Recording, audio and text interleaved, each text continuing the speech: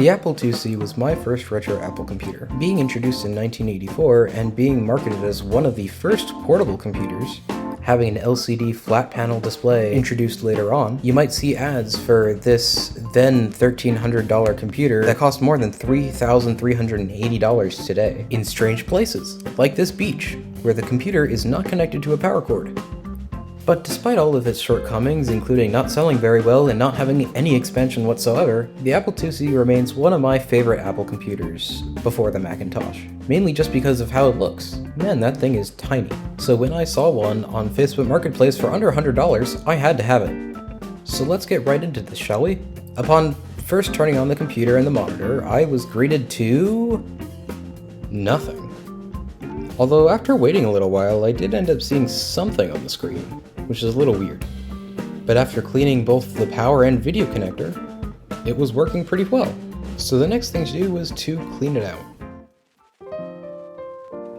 I started by undoing the six, yes, only 6 screws at the bottom and then trying my best to pry the top plate off.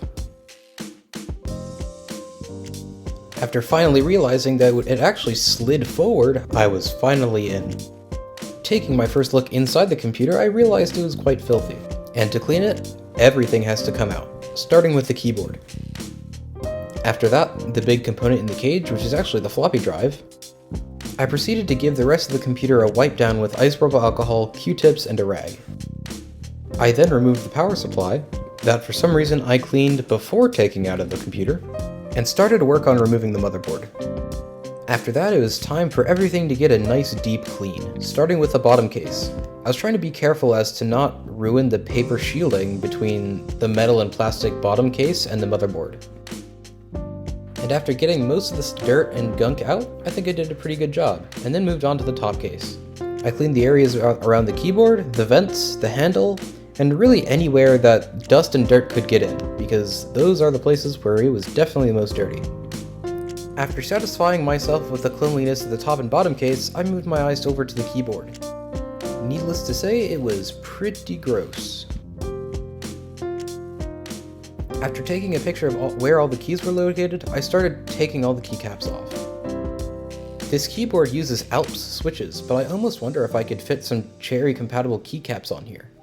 The mounting looks pretty similar. After taking off the first rubber layer that had basically disintegrated in my hands, I started on removing anything else I could so I could clean out everything.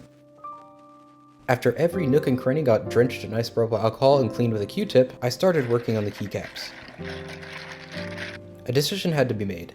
Do I keep the first rubber layer that if I tried to clean it would probably disintegrate in my hands, or did I save myself the time and leave it out?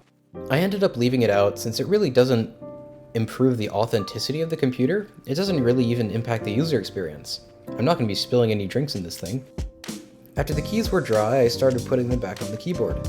At first I started putting them in order of key, but then realized I could just do row by row quicker and just find the keys as I go. Then came the reassembly of the rest of the computer. I put in the power supply, the front speaker, which was an absolute pain to get back in, then the keyboard, and finally the floppy drive, which I realized should have been put back in before the keyboard, so I had to lift the keyboard at a weird angle to put the floppy drive back in.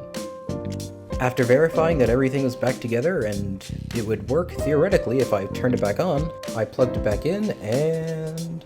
Okay, so it is now time to see if this restoration work was in vain or if the Apple IIc still works.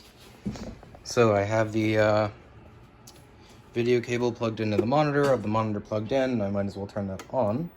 Haven't restored this yet, will at some point. And we have the end to the Apple IIc power supply. So, I'm gonna make sure that's off. We are going to plug in power supply and it works. I mean, wasn't expecting it to not work, but it's good to know that I didn't mess something up. So with all that done, I reassembled the whole thing, and my friends and I played a great game of the Oregon Trail. None of us made it, though. And that's about it. Thank you for watching, and have a great day.